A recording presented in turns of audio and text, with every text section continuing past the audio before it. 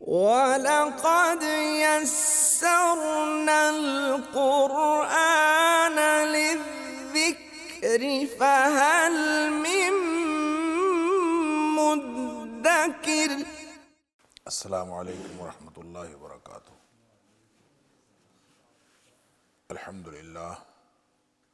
الحمدللہ وکفیٰ وسلام علی عبادہ الذین اصطفیٰ۔ اشہد ان لا الہ الا اللہ وحدہ لا شریک لہ واشہد ان محمدا عبدہ ورسولہ صلی اللہ علیہ وآلہ وسلم۔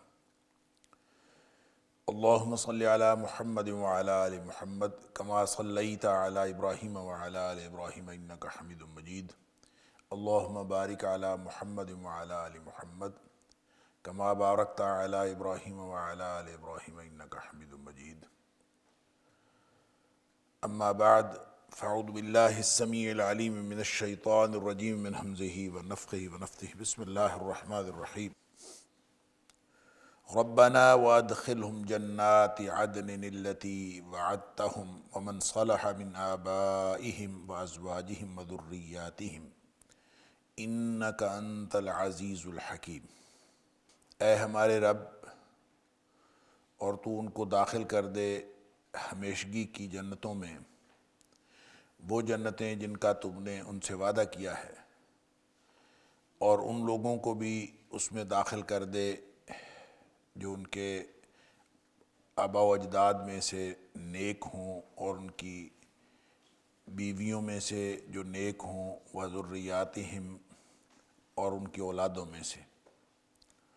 انک انت العزیز الحکیم، بے شک تو غلبے والا اور حکمت والا ہے۔ آیت نمبر 8 سورۃ المومن۔ یہاں سے آج کے سبق کا آغاز اللہ کی توفیق سے ہو رہا ہے،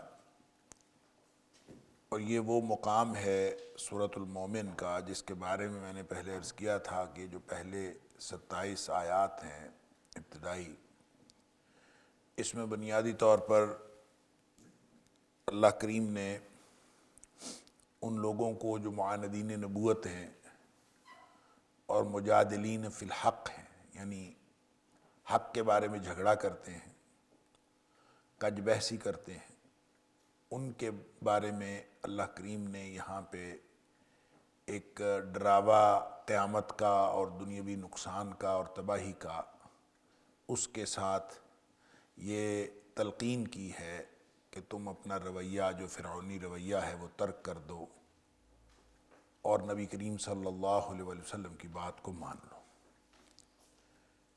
اس پورے مضمون میں جہاں ما قبل کی جو امتیں ہیں ان کی تباہی کا تذکرہ ہوا، اور پھر ساتھ ہی ساتھ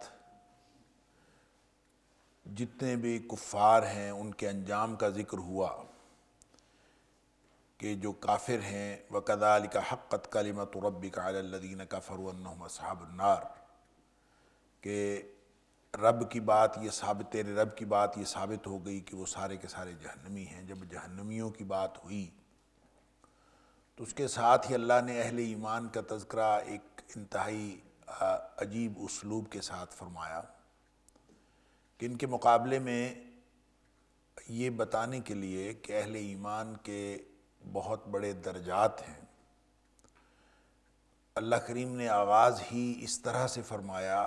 ویسے تو پورے قرآن میں یہ متقابلات، اس کو کہا جاتا ہے کہ تقابل کی بات، جہاں کہیں جہنم کا ذکر ہوتا ہے، جنت کا ذکر ہوتا ہے، جہاں جنتیوں کا ذکر ہوتا ہے، جہنمیوں کا ذکر ہوتا ہے، تو یہ اس متقابل میں، اس متقابلات میں یہ جنتیوں کا یا اہل ایمان کا تذکرہ تو قرآن میں ہر جگہ آیا ہے، لیکن جس اسلوب کے ساتھ یہاں ذکر فرمایا یہ اسلوب عام طور پہ نہیں آیا، بس ایک آدھ مقام پر آیا ہے۔ وہ اسلوب یہ ہے کہ اللہ کریم نے فرمایا کہ جو اہل ایمان ہیں ان کا درجہ یہ ہے کہ جو حاملین العرش فرشتے ہیں، اللہ کے عرش کو اٹھانے والے فرشتے، اور جو عرش کے ارد گرد فرشتے ہیں وہ اہل ایمان کے لیے دعا کرتے ہیں، ان کا درجہ یہ ہے۔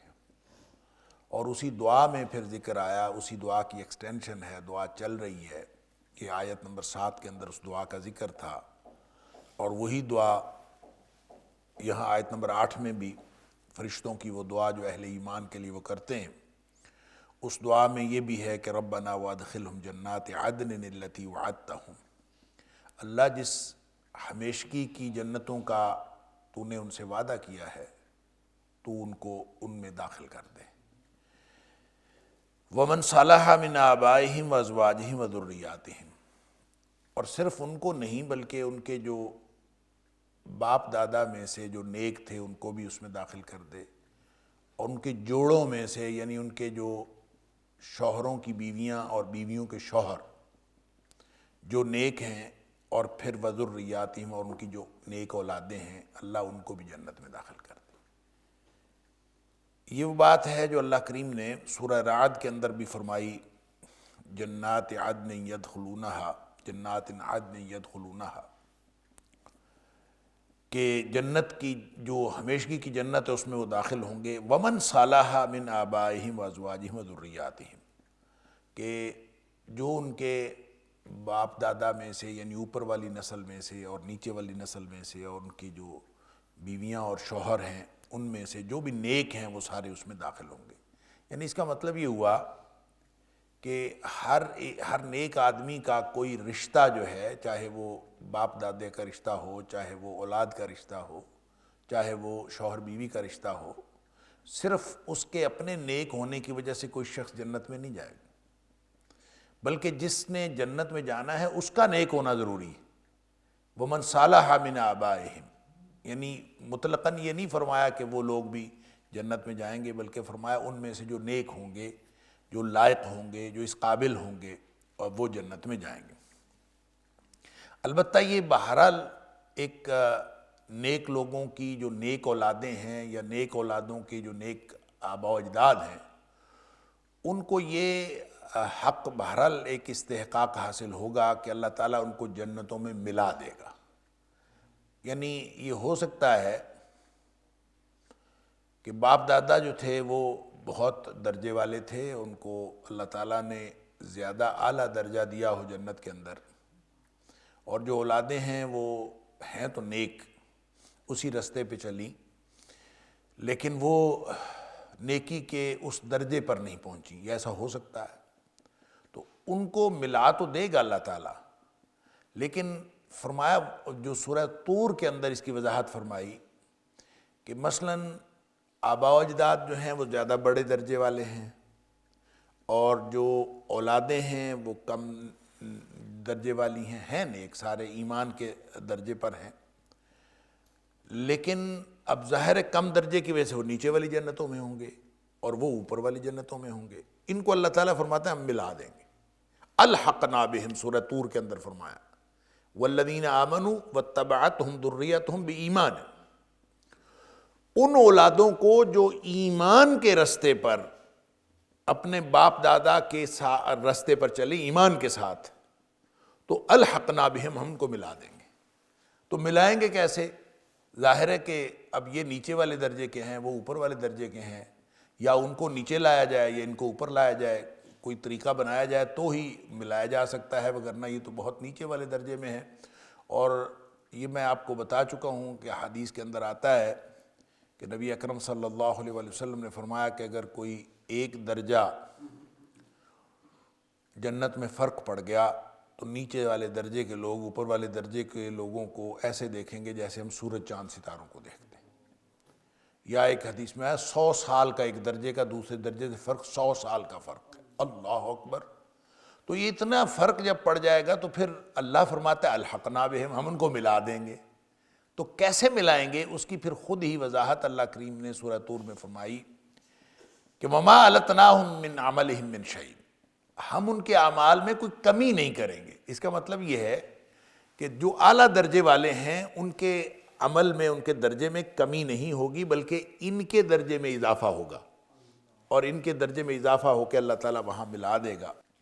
یہ جو جنتوں کے اندر ملانا ہے یہ بہرحال کم درجے کے مومن ہوں یا زیادہ بڑے درجے کے مومن ہوں، ہے یہ رستہ ایمان والا۔ جو ایمان کے رستے پر چلا ہوگا جیسے یہاں شرط یہ عائد کی اور سورہ رعد کی آیت نمبر 23 کے اندر شرط عائد کی ومن صالح من آبائے، جو بھی ان کے آباء و اجداد میں سے نیک ہوگا، تو نیک ہوگا تو پھر وہ اس رستے پہ چلے گا، جیسے یہاں فرمایا کہ سورہ طور کے اندر فرمایا کہ والذین آمنوا واتبعتہم ذریتہم بایمان، ایمان کی شرط ہے، نیکی کی شرط ہے، نیکی کے رستے پر چلے ہوں گے تو پھر اللہ تعالیٰ ان سب کو ملا دے گا۔ وَلَقَدْ يَسَّرْنَا الْقُرْآنَ لِلذِّكْرِ فَهَلْ مِن مُّدَّكِرٍ وَلَقَدْ يَسَّرْنَا الْقُرْآنَ لِلذِّكْرِ فَهَلْ مِن مُّدَّكِرٍ۔ اور یہی دعا جو ہے وہ فرشتے کر رہے ہوں گے کہ اللہ یہ اکیلے نہ جنت میں جائیں، ان کے جو نیک باپ دادا ہیں اور نیک اولادیں ہیں اور نیک بیویاں اور نیک شوہر ہیں، ان کو بھی ساتھ جو ہے وہ جنت عطا فرما دے۔ سبحان اللہ۔ ظاہر ہے آپ ذرا تصور کریں اس جنت کا، جس جنت کے اندر ہمارے اللہ نخواستہ ہمارے ماں باپ نہ ہوں، ہماری اولادیں نہ ہوں، ہمارے رشتہ دار نہ ہوں، ہمارے شوہر ہماری بیویاں نہ ہوں، تو ہم اس جنت میں جا کے اکیلے کیا کریں گے؟ تو اپنے پیاروں کو اس وجہ سے ایمان کے رستے پر لگانا بھی چاہیے اور دعائیں بھی کرتے رہنا چاہیے کہ اللہ ہمارے جو نیک اجداد ہیں اور جو نیک اولادیں ہیں، اگلی پچھلی نسلوں کو اللہ ہماری اگلی پچھلی نسلوں کو جنتی لکھ دے اور کوئی ہماری نسلوں میں سے کہ اللہ تعالیٰ جہنمی پیدا نہ فرمائے۔ یہ دعا کرتے رہنا چاہیے۔ اِنَّكَ أَنْتَ الْعَزِيزُ الْحَكِيمُ، بے شک تو ہی بہت غلبے والا اور حکمتوں والا ہے۔ واقعہم السیئات، ان کی دعاؤں کی ایکسٹینشن ابھی جاری ہے، اور وہ جو فرشتے دعا کرتے ہیں ابھی وہ دعا جاری ہے۔ واقعہم السیئات، اللہ ان کو برائیوں سے بچا لے، یہ بھی دعا فرشتے کر رہے ہیں، اللہ ان کو برائیوں سے بچا لے۔ وَمَن تَقِ السَّیِّئَاتِ یَوْمَئِذٍ فَقَدْ رَحِمْتَهُ، اور جو اس دن برائیوں سے بچ گیا، سیئہ جو ہے برائی بھی ہوتی ہے، مصیبت بھی ہوتی ہے، اور جو اس دن برائیوں سے بچ گیا فقد رحمتہ، پس یقیناً تو نے اس کے اوپر رحمت کر دی، تیرا رحم ہو گیا اس کے اوپر، تو نے اس کے اوپر رحمت کر دی جو اس دن برائیوں سے بچ گیا۔ وَذَلِكَ هُوَ الْفَوْزُ الْعَظِيمُ، اور یہ بہت بڑی کامیابی ہے، یہی تو وہ بہت بڑی کامیابی ہے کہ انسان ہر طرح کی برائی سے بچ کے جنت میں جانے والا بن جائے۔ فَمَنْ زُحْزِحَ عَنِ النَّارِ وَأُدْخِلَ الْجَنَّةَ، جو جہنم سے بچا لیا گیا اور جنت میں داخل کر دیا گیا، فقد فاز، یہ ہے اصل کامیابی۔ اللہ تعالی ہم سب کو ان میں سے بنائے۔ وَذَلِكَ هُوَ الْفَوْزُ الْعَظِيمُ، یہ ہے وہ بہت بڑی کامیابی۔ إِنَّ الَّذِينَ كَفَرُوا يُنَادَوْنَ لَمَقْتُ اللَّهِ أَكْبَرُ مِن مَقْتِكُمْ أَنفُسَكُمْ إِذْ تُدْعَوْنَ إِلَى الْإِيمَانِ فَتَكْفُرُونَ۔ اللہ اکبر۔ إِنَّ الَّذِينَ كَفَرُوا، بے شک جو لوگ کافر ہیں، یہ چونکہ میں نے عرض کیا کہ بنیادی طور پر کافروں کو ڈرایا جا رہا، اس میں صرف تقابل کے طور پر جنتیوں کا ذکر آیا ہے، وگرنہ یہ ڈراوا ہے۔ یہ پہلی 27 آیات کے اندر یعنی دنیاوی عذاب کے اعتبار سے بھی اور اخروی عذاب کے اعتبار سے بھی ایک تخویف، ایک خوف دلایا گیا ہے تاکہ وہ شاید ڈر کے جو ہیں وہ بچ جائیں۔ اور یہ بات پہلے بھی کئی دفعہ کہی جا چکی کہ امید اور خوف دو ہی ایسی اینٹیٹیز ہیں، دو ایسے پہلو ہیں انسان کی شخصیت کے جس کو قرآن بھی سامنے رکھتا ہے، اور یہ دو پہلو ہیں جو انسان کو راہ راست پر لانے کے لیے کام آتے ہیں۔ لیکن خوف کے ذریعے سے جو لوگ یعنی امید کے ذریعے سے جو لوگ ایمان کی طرف آتے ہیں، یہ ابتداً امید جو ہے یہ اچھا ٹول نہیں ہے۔ جو ابتداً جو خوف دلانا ہے اور انذار کرنا ہے، یہی بہتر ٹول ہے۔ اور اللہ کریم نے نبی اکرم صلی اللہ علیہ وسلم کو بھی یہی فرمایا تھا، قم فانذر، یعنی ابتدا یہی، یا ایھا المدثر قم فانذر، اے کمبلی اوڑھنے والے اٹھو اور ڈرانا شروع کرو۔ تو ابتداء ڈرانا ضروری ہوتا ہے، بعد میں امید بھی دلائی جا سکتی ہے۔ ابتدا میں اگر امید دلائی جائے تو یہ زیادہ مؤثر نہیں ہوتی، زیادہ مؤثر خوف دلانا ہوتا ہے۔ اس لیے اللہ کریم نے نبی پاک صلی اللہ علیہ وسلم کو نذیر اور بشیر بنا کے بھیجا ہے۔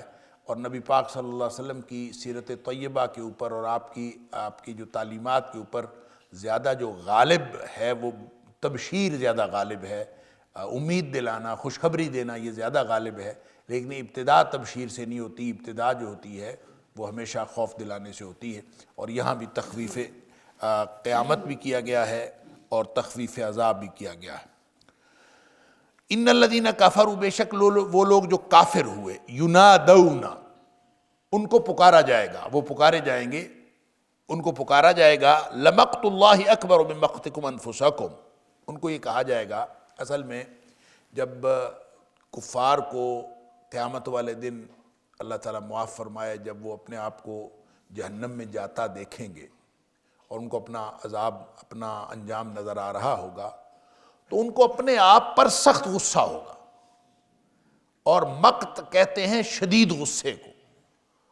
تو ان کو یہ کہا جائے گا کہ جتنا آج تمہیں اپنے آپ پر غصہ آ رہا ہے نا، اس سے کہیں بڑھ کر غصہ اللہ کو آتا تھا جب تمہیں ایمان کی طرف بلایا جاتا تھا اور تم کفر کرتے تھے، اس سے کہیں بڑھ کر اللہ کو غصہ آتا تھا۔ اللہ اکبر، لمقت اللہ اکبر، ان کو پکارا جائے گا، ان کو کہا جائے گا لمقت اللہ، یقیناً اللہ کی ناراضگی اور اللہ کا غصہ، اکبر، کہیں بڑا تھا، بہت بڑا تھا، من مقتکم انفسکم، جو آج تمہیں اپنے آپ پر غصہ آ رہا ہے، اس سے کہیں بڑا غصہ اللہ کو آتا تھا۔ اذ تدعون الی الایمان، جب تمہیں ایمان کی طرف بلایا جاتا تھا، فتکفرون، پھر تم کفر کرتے تھے۔ اللہ اکبر، ایمان کے مقابلے میں جب تم کفر کرتے تھے تو جو اللہ کو غصہ اس وقت آتا تھا وہ اس غصے سے کہیں بڑھ کر ہے جو آج تمہیں اپنے اوپر آ رہا ہے۔ اللہ اکبر، اندازہ کیجئے، اس کا مطلب یہ ہوا، اس کو یوں کہہ لیجئے کہ اللہ اپنے بندے کے لیے بندے سے زیادہ خیر خواہ ہے۔ جتنا انسان اپنے آپ کے لیے خیر خواہ ہے، اس سے کہیں زیادہ اللہ تعالیٰ کی ذات جو ہے بندے کے لیے خیر خواہ ہے۔ اللہ، یعنی جب یہ اس راستے پہ جاتا ہے اللہ ناراض ہوتا ہے، اور اللہ کی ناراضگی دراصل اس لیے ہے کہ یہ اپنی تباہی کا سامان کر رہا ہے۔ لہذا فرمایا ان الذین کفروا ینادون، اس دن کافروں کو پکارا جائے گا، لمقت اللہ اکبر من مقتکم انفسکم، یقیناً اللہ کی ناراضگی، اللہ کا غصہ کہیں بڑا تھا، من مقتکم انفسکم، جس طرح کا غصہ تمہارا اپنے آپ پر ہے، اذ تدعون الی الایمان، جب تمہیں ایمان کے لیے بلایا جاتا تھا، فتکفرون، تم کفر کرتے تھے۔ قالوا، اب وہاں پہ ان کو غصہ بھی آئے گا، اپنے آپ پر غصہ آ رہا ہوگا، مایوسی بھی ہوگی، سب کچھ ہوگا، تو کیا کہیں گے؟ قالوا، اس وقت وہ یہ کہیں گے، ربنا، اے ہمارے رب، امتنا اثنتین واحییتنا اثنتین فاعترفنا بذنوبنا فہل الی خروج من سبیل۔ اللہ اکبر، وہ کہیں گے کہ اللہ 2 دفعہ تو نے ہمیں مارا، تو نے ہمیں موت دی، امتنا، تو نے ہمیں موت دی، اثنتین، 2 دفعہ، وَأَحْيَيْتَنَا اثْنَتَيْن، اور 2 دفعہ تو نے ہمیں زندہ کیا، فَاعْتَرَفْنَا بِذُنُوبِنَا، پس اب ہم اعتراف کرتے ہیں اپنے گناہوں کا، فَهَلْ إِلَىٰ خُرُوجٍ مِّن سَبِيلٍ، کیا اب نکلنے کے لیے کوئی راستہ ہے؟ فَهَلْ إِلَىٰ خُرُوجٍ، کیا اب نکلنے کی طرف من سبیل کوئی راستہ ہے؟ گویا جب مایوس ہو جائیں گے اور غصہ بھی بہت آ رہا ہوگا تو انتہائی لجاجت کے ساتھ اللہ کے سامنے دعا کریں گے، ربنا، اے ہمارے رب، تو نے 2 دفعہ ہمیں موت دی، 2 دفعہ ہمیں زندگیاں عطا فرمائیں۔ اللہ اکبر، کہنے کا مطلب یہ ہوگا کہ اللہ پہلے جب تو نے موت دی تھی تو وہ بھی 1 دفعہ نہیں تھی، 2 دفعہ تھی۔ وہ موت جس کا ذکر اللہ نے قرآن میں فرمایا ہے سورہ بقرہ میں، کنتم امواتا فاحیاکم، تم مردے تھے پھر اللہ نے تمہیں زندگی عطا کی، ثم یمیتکم ثم یحییکم، پھر تمہیں مارے گا پھر تمہیں دوبارہ زندہ کرے گا۔ تو ایک مردگی اور ایک موت وہ جو اس دنیا میں آنے سے پہلے تھی، هل أتى على الإنسان حين من الدهر لم يكن شيئا مذكورا، ایک وہ موت، پھر اس دنیا میں آ گئی یہ زندگی، پھر اس کے بعد ایک موت، پھر اس موت کے بعد پھر زندگی۔ تو امت نثنتین و احییت نثنتین، اللہ 2 دفعہ تو نے ہمیں موت دی اور 2 دفعہ تم نے ہمیں زندگی دی۔ اچھا، یہ کہنے کا ایک تو اعتراف حقیقت جو ہے وہ، اور اعتراف گناہ، اس کے لیے اس کی بنیاد بنانا ہے کہ اللہ تو نے تو ہمیں پورا موقع دیا، تو نے ہمیں 2 دفعہ موت دی، تو نے ہمیں 2 دفعہ زندگی دی۔ یہ اللہ کے سامنے یہ کہتے ہوئے ایک تو یہ اعتراف، فاعترفنا بذنوبنا، پس وہ ہم اعتراف کرتے ہیں اپنے گناہوں کا، ایک تو گناہوں کے اعتراف کے لیے گویا یہ کہنا ہے کہ اللہ تو نے ہمیں موقع تو پورا دیا۔ یا پھر دوسری بات یہ ہو سکتی ہے کہ یہ اللہ سے دعا مانگتے وقت جس طرح اللہ تعالیٰ کی صفات کا تذکرہ اور اللہ کی ربوبیت کا تذکرہ اور اللہ تعالیٰ کے غلبے کا تذکرہ اور اللہ کے اختیار کا تذکرہ ضروری ہے، اس طرح سے گویا دنیا میں تو وہ اللہ تعالیٰ کی جو صفاتی نام ہیں اور اللہ تعالیٰ کے جو صفات ہیں اس کے ذریعے سے وہ اللہ کو نہیں پکار سکے، لیکن وہاں وہ یہ کہیں گے امت نثنتین و احییت نثنتین، کہ اللہ تو نے 2 دفعہ ہمیں موت دی اور 2 دفعہ زندگی دی۔ فاعترفنا بذنوبنا، اللہ ہم گناہوں کا اعتراف کرتے ہیں۔ خیال یہ ہوگا کہ شاید کوئی راستہ مل جائے، اور پھر اس کی تیسری ڈائمنشن یہ ہے کہ گویا وہ اللہ سے یہ کہہ رہے ہوں گے کہ پہلے بھی موت ایک نہیں تھی، 2 تھیں، پہلے بھی زندگی ایک نہیں تھی، 2 تھیں، تو اللہ تو جو 2 زندگیاں دینے والا ہے، 2 موتیں دینے والا ہے، 2 زندگیاں دینے والا ہے، تو اللہ ایک زندگی اور عطا فرما دے۔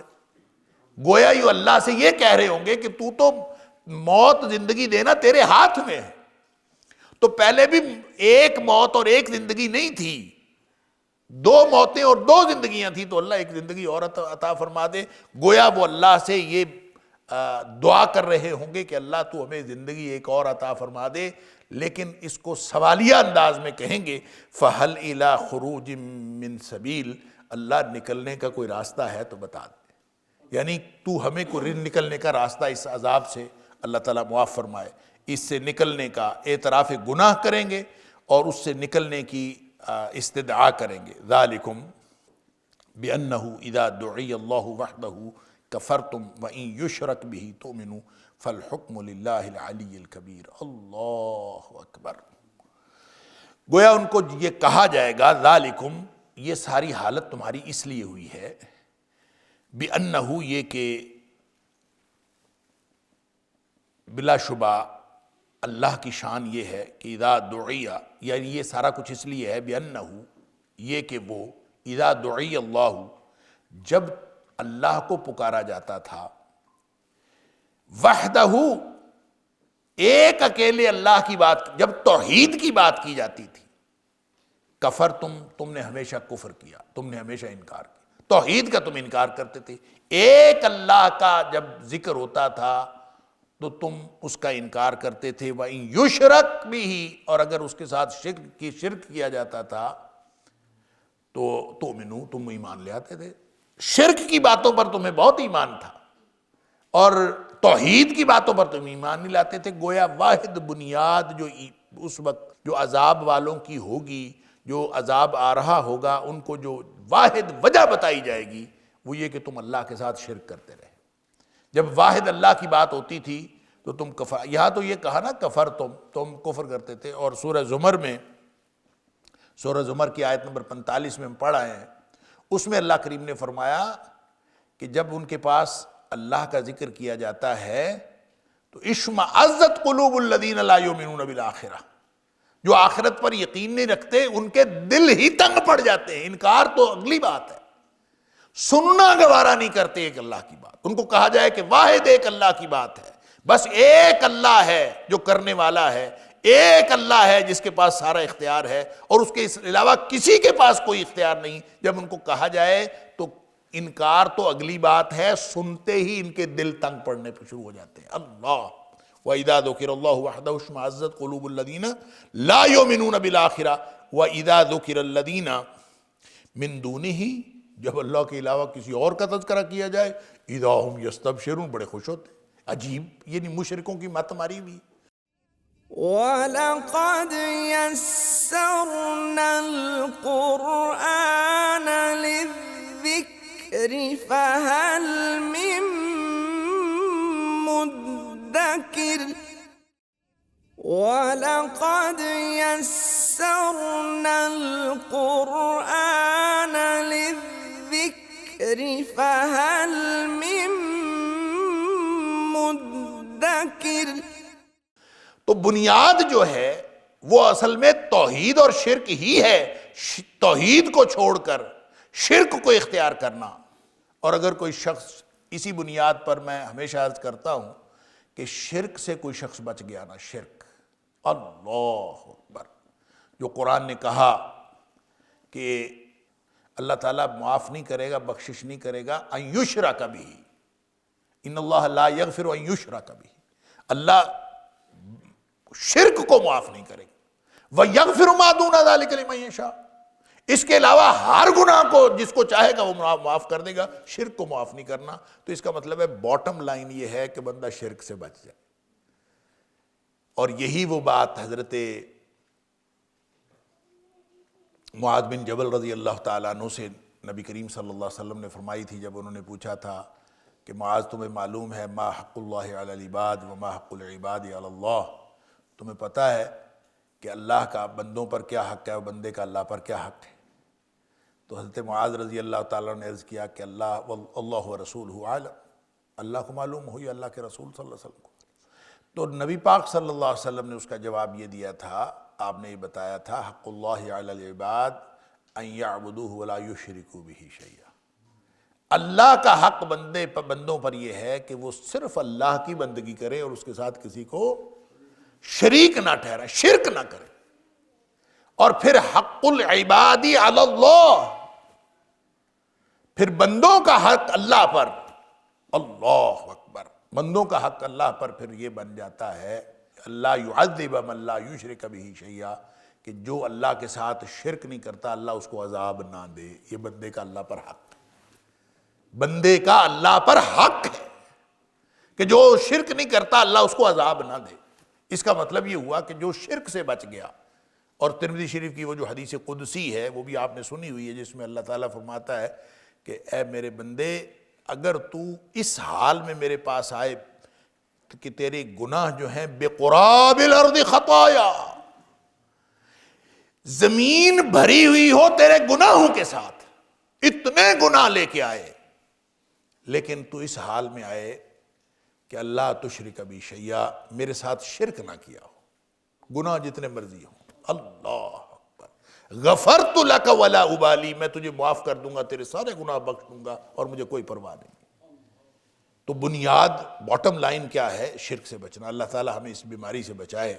تو اس دن ان کو یہی کہا جائے گا ذالک بانہ اذا دعی اللہ وحدہ کفرتم، یہ سارا کچھ تمہارے لیے، تمہاری حالت اس لیے ہے کہ جب اللہ کی طرف تم پکارے جاتے تھے، بلائے جاتے تھے، وحدہ، اکیلے اللہ کی طرف، کفرتم، تم نے انکار کیا، ہمیشہ کفر کیا، وَإِن یشرک بہ، اور جب اللہ کے ساتھ شرک کیا جاتا تھا تؤمنوا، تم ایمان کا اظہار کرتے تھے۔ یہ تھی تمہاری بنیادی خرابی۔ فالحکم للہ العلی الکبیر، فیصلہ تو اب اللہ نے کرنا ہے، فیصلہ اب اللہ کا ہے۔ فالحکم للہ، پس فیصلہ اللہ کا ہے، العلی الکبیر، جو بہت بلند ہے اور بہت بڑا ہے، اب اسی نے فیصلہ کرنا ہے۔ اللہ اکبر۔ اب دیکھیں یہاں اللہ کریم نے ان کی اس دعا کا یہ تو بتایا کہ تمہارے ساتھ یہ جو ہوا ہے یہ کیوں ہوا، یہ وجہ تو بتا دی، لیکن یہاں یہ نہیں بتایا ان کی وہ جو دعا تھی کہ فَهَلْ إِلَىٰ خُرُوجٍ مِّن سَبِيلٍ، کیا کوئی راستہ ہے، کیا ہم نکل سکتے ہیں اس میں سے، کیا یہاں سے نکلنے کا کوئی راستہ ہے؟ یہ جو انہوں نے بتایا تھا، پوچھا تھا اللہ سے، دعا کی تھی کہ اللہ کوئی راستہ نکال دے یہاں سے، اس کا جواب اللہ کریم نے یہاں نہیں دیا، لیکن قرآن میں مختلف مقامات پر اللہ تعالیٰ نے اس کا جواب دیا ہے۔ جیسے سورہ انعام 28 کے اندر اللہ تعالیٰ فرماتا ہے وَلَوْ رُدُّوا، اگر ان کو واپس دنیا میں بھیجا بھی جائے، لَعَادُوا مَا نُهُوا عَنْهُ، وہی کریں گے جس سے منع کیا گیا تھا۔ فطرت ہی ایسی ہے، ذرا سی یہاں بھی دنیا میں اللہ نے مہلت دی تھی، اور وہ جو اللہ تعالیٰ ایک مقام پر فرماتا ہے کیا میں نے تمہیں عمر نہیں دی تھی؟ ما یتذکر فیہ من تذکر، کہ جس نے نصیحت پکڑنی تھی اس میں نصیحت پکڑ لیتا، پورا موقع ملا تھا۔ تو اب جو ہے گویا یہاں جواب نہیں ہے، لیکن قرآن میں مختلف مقامات پر یہ جواب ہے کہ ان کو اگر واپس بھیجا بھی جائے تو یہ وہی کریں گے جس کی طرف یہ پہلے منع کیے گئے تھے، وَإِنَّهُمْ لَكَاذِبُونَ، یہ ہیں ہی جھوٹے، یہ جھوٹے لوگ ہیں، جھوٹ بولتے ہیں، کردار کے بھی جھوٹے ہیں، گفتار کے بھی جھوٹے ہیں۔ هُوَ الَّذِي يُرِيكُمْ آيَاتِهِ وَيُنَزِّلُ لَكُم مِّنَ السَّمَاءِ رِزْقًا وَمَا يَتَذَكَّرُ إِلَّا مَن يُنِيبُ۔ اب فیصلہ تو اللہ کا ہے، وہ بلند ہے، وہ بہت بڑا ہے۔ هُوَ الَّذِي، وہی ذات ہے، يُرِيكُمْ آيَاتِهِ، جو تمہیں اپنی آیات، اپنی نشانیاں دکھاتا ہے، وہ اللہ جو تمہیں اپنی نشانیاں دکھاتا ہے۔ اب ظاہر ہے اس اللہ کے ساتھ جڑنے کے لیے وہ اللہ تو نظر نہیں آتا، اس کی نشانیاں تو نظر آتی ہیں، لہذا وہ نشانیاں جو ضروری تھیں اس کے ساتھ جڑنے کے لیے وہ اللہ نے تمہیں دکھائی ہیں، اور اللہ دکھاتا ہے اور مسلسل دکھا رہا۔ هُوَ الَّذِي يُرِيكُمْ آیاتِهِ، جو تمہیں اپنی نشانیاں دکھاتا ہے۔ اور یہ نشانیاں کہاں کہاں دکھاتا ہے؟ کون کون سی نشانیاں ہیں؟ اللہ اکبر۔ ایک تو وہ نشانیاں ہیں جو پوری کائنات میں، ارد گرد پھیلی ہوئی کائنات میں اور آفاق و انفس میں اللہ تعالیٰ نشانیاں دکھاتا ہے، اور ہر چیز کے اندر نشانی ہے، اور اللہ تعالیٰ نے ان نشانیوں کا ذکر قرآن میں بھی کیا ہے۔ سورہ الرحمن کے اندر بے شمار نشانیوں کا، نعمتوں کا ذکر ہے۔ پھر ان نشانیوں کا ذکر سورہ نحل کے اندر ہے، مختلف مقامات پر، سورہ ہود کے اندر جو سابقہ امتوں کی جو تباہی کی نشانیاں ہیں وہ بھی ہے۔ تو جس کو شاہ ولی اللہ نے تذکیر بآلاء اللہ بھی کہا، نعمتوں کے ذریعے نعمتوں کا ذکر کر کے وہ نصیحت کرتا ہے، اور تذکیر بایام اللہ، کہ وہ نشانیاں جو تاریخ کے اسباق ہیں وہ دے کے بھی اللہ تعالیٰ، اور پھر ارد گرد پھیلی ہوئی نشانیاں ہیں جو انسان کے اپنے وجود کے اندر بھی ہیں، اور ارد گرد پھیلی ہوئی کائنات کے اندر بھی نشانیاں، یہ پوری کائنات نشانی ہے۔ اللہ اکبر۔ اور ان نشانیوں کے اندر جو غور و فکر کرتے ہیں وہ اصل میں ہدایت یافتہ ہے، اور وہ ہدایت کی طرف آ جاتے ہیں۔ اور جو ان کی طرف غور و فکر ہی نہیں کرتا، نشانیوں میں غور و فکر توجہ ہی نہیں کرتا، تو وہ اس کی طرف نہیں آ سکتے۔ لہٰذا ایک تو وہ نشانیاں ہیں جو ارد گرد پھیلی ہوئی کائنات میں ہیں، جو اللہ تعالیٰ ہمیں، ہمارے رشتے ہیں، ہماری زندگی ہے، ہماری اپنی جان ہے، ہمارا جو کچھ ہے ارد گرد پھیلی ہوئی کائنات، ہر چیز اللہ تعالیٰ کی طرف سے نشانی۔ تھوڑا سا انسان غور کرنا شروع کر دے، میں کون ہوں، میں اس دنیا میں کیوں آیا ہوں، یہ مجھے جو کچھ ملا ہے یہ کیسے ملا ہے۔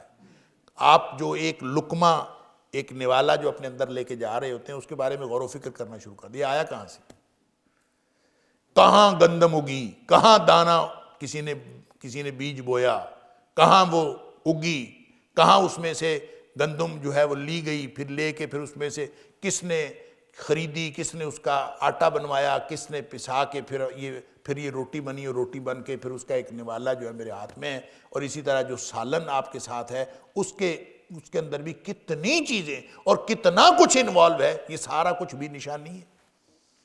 حتیٰ کہ میں ہمیشہ عرض کیا کرتا ہوں کہ جو پانی ہمارے پاس آتا ہے، ہم تو ٹوٹی کھولتے ہیں پانی آ جاتا ہے، کبھی غور کیا یہ پانی کہاں سے آتا ہے؟ اس پر ہی انسان غور کرنا شروع کر دے کہ یہ پانی کہاں سے آتا ہے، یہ بجلی، یہ لائٹیں، یہ قمقمے آن ہیں، یہ روشنیاں ہیں، یہ کہاں سے آتی ہیں، یہ سوچنا شروع کر دے۔ اللہ اکبر۔ بندہ سوچتا ہے کہ کوئی بات نہیں جی، ہمیں پتہ ہے یہ گریڈ اسٹیشن سے آ رہی، گریڈ اسٹیشن میں کہاں سے آ رہی؟ گریڈ اسٹیشن میں پیچھے سے جناب ڈیم سے آ رہی، ڈیم میں بجلی کہاں سے آ رہی؟ پانی سے بن رہی ہے، تو پانی سے بن رہی ہے تو وہ پانی میں بجلی کہاں سے آئی؟ اللہ فرماتا ہے قُلْ أَرَأَيْتُمْ إِنْ أَصْبَحَ مَاؤُكُمْ غَوْرًا فَمَنْ يَأْتِيكُمْ بِمَاءٍ مَّعِينٍ۔ اگر اللہ پانی ہی زمین کے نیچے ہی لے جائے، پانی نکلے ہی نہ، تو پھر کون ہے جو تمہیں چلتا ہوا پانی اس طرح کا ٹھنڈا چلتا ہوا پانی کون لے کے آئے گا؟ یہ سوال اللہ کرتا ہے۔ تو گویا ہر چیز کے اندر نشانی، تو ایک تو یہ نشانیاں ہیں، اور دوسری وہ نشانیاں ہیں جو اس قرآن میں بیان ہوئی ہیں، قرآن میں بیان ہونے والی نشانیاں، اور ارد گرد پھیلی ہوئی کائنات کی نشانیاں، ان دونوں میں کوئی فرق نہیں ہے۔ جو ان نشانیوں پر غور و فکر کرے وہ ان نشانیوں کے اوپر بھی غور و فکر کر لیتا ہے، اور جو شخص ان نشانیوں کے اوپر صحیح طور پر غور و فکر کرے وہ وہی نشانیاں ہیں جو قرآن کے اندر بیان ہوئی ہیں۔ کیوں قرآن کے اندر جو بیان ہوئی ہیں ان کو بھی آیات کہا گیا ہے، ان کو جملے اور فقرے نہیں کہا گیا، حالانکہ جملہ بھی عربی زبان کا لفظ ہے اور فقرہ بھی عربی زبان کا لفظ ہے۔ ان کو نہ جملہ کہا ہے نہ فقرہ کہا ہے، ان کو بھی آیات کہا، یہ بھی نشانیاں ہیں۔ تو یہ نشانیاں اور ارد گرد پھیلی ہوئی کائنات کی نشانیاں، یہ ساری کی ساری نشانیاں یہ توحید کی طرف بلانے کے لیے۔ هو الذی یریکم آیاتہ، وہ ذات ہے جو تمہیں اپنی نشانیاں دکھاتی ہے، سبحان اللہ۔ وَيُنَزِّلُ لَكُم مِّنَ السَّمَاءِ رِزْقًا، آسمان سے تمہارے لیے وہ رزق نازل کرتا ہے۔ اب آسمان سے کبھی دیکھا ہے رزق نازل کرتا ہے، کبھی وہاں سے کھجور اتر رہی ہو، کبھی وہاں سے کیلا اتر رہا ہو، کوئی فروٹ اتر رہے ہوں، کوئی سبزیاں اتر رہی ہوں، کوئی چیز اوپر سے اتر رہی ہوتی؟ کبھی دیکھا ہے کوئی چیز اوپر سے اتر رہی؟ تو پھر وہ کہتا ہے آسمان سے اتارا۔ تو کیا مطلب؟ آسمان سے پانی اتارا ہے، جس پانی کے ذریعے سے اللہ تعالیٰ نے تمہیں رزق عطا فرمایا ہے۔ اللہ اکبر۔ وما یتذکر الا من ینیب، ان نشانیوں سے نصیحت کون حاصل کرے گا سوائے اس کے کہ جو رجوع کرتا ہے ان نشانیوں کی طرف، اس کے علاوہ کوئی نصیحت حاصل نہیں کر سکتا۔ وما یتذکر، اور نہیں نصیحت حاصل کر سکتا الا مگر من ینیب، جو رجوع کرنے والا ہو، جو انابت کرنے والا ہو۔ کیا مطلب؟ جب کوئی شخص ان نشانیوں کی طرف توجہ کرے گا، قرآن کو توجہ سے پڑھے گا یا ان نشانیوں کی طرف غور و فکر کرے گا، جو توجہ کرے گا تو اس کو سمجھ آئے گی، جو توجہ نہیں کرے گا اس کو کبھی سمجھ نہیں آئے گی۔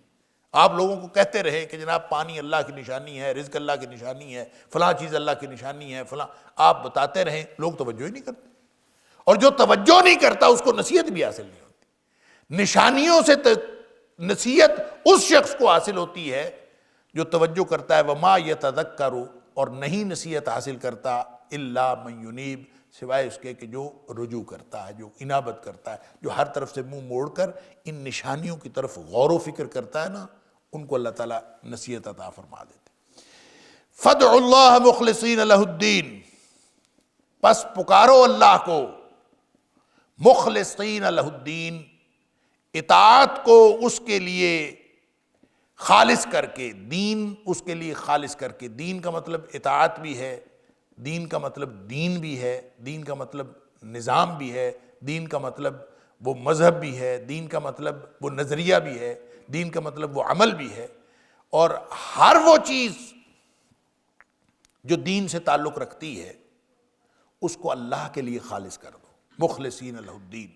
اور سورہ زمر کے آغاز میں ہم پڑھائے ہیں کہ فَاعْبُدِ اللَّهَ مُخْلِصًا لَهُ الدِّينَ، اللہ کی بندگی کرو دین کو اس کے لیے خالص کر کے۔ اور پھر یہ بھی کہا گیا الا للہ الدین الخالص، جو دین اللہ کے لیے ہوتا ہے نا وہ صرف خالص ہوتا ہے، جو خالص نہ ہو وہ اللہ کے لیے نہیں ہوتا۔ لہذا مخلصین لہ الدین، اللہ کے لیے دین کو خالص کر کے اس کو پکارو، ولو کرہ الکافرون، جب تم خالص اللہ کو پکارو گے نا، کافروں کو تو بڑی تکلیف ہوگی۔ کافروں کو ہمیشہ اس بات سے تکلیف ہوتی ہے کہ آپ خالص اللہ کو اور ایک اکیلے اللہ کو پکارو، تو اس کو پکارو ولو کرہ الکافرون، اور اگرچہ کافروں کو ناگوار گزرے۔